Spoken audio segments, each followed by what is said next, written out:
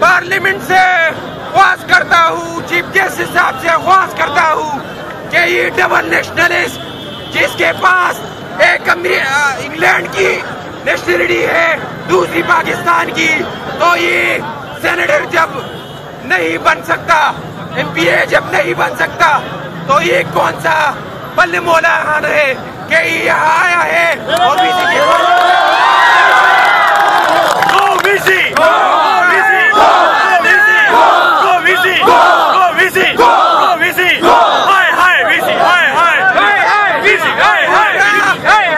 दूसरा 2009 में 25 फरवरी को जब अब्दुल वली खान यूनिवर्सिटी की बुनियाद रखी गई तो मर्दान कॉलेज के बिल्डिंग को 5 साल के लिए उन लोगों ने ले लिया कि जब अब्दुल वली खान यूनिवर्सिटी की गार्डन कैंपस तैयार हो जाएगी तो ये हम छोड़ देंगे। उसके स्टाम्प पेपर, उसके सब कागजात हमारे असातिज़ा किराम के पास है, हमारे कॉलेज के अंदर पड़े हैं। इसके बाद वो इधर बैठे रहे, वो खाली नहीं कर रहे थे।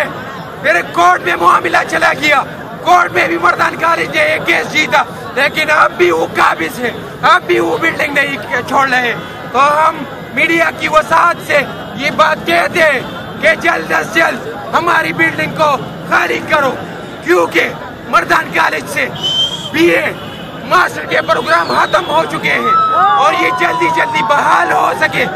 अगर शुरू होगी ना मास्टर शुरू होगी तो हम मीडिया की वसात से कहते हैं कि जल्द अज जल्द हमारी बिल्डिंग को खाली करो। तीसरी बात, ताकि वो बेल हो जाए और दोबारा पेपर के लिए पैसे जमा करे। ये कहाँ का इंसाफ है?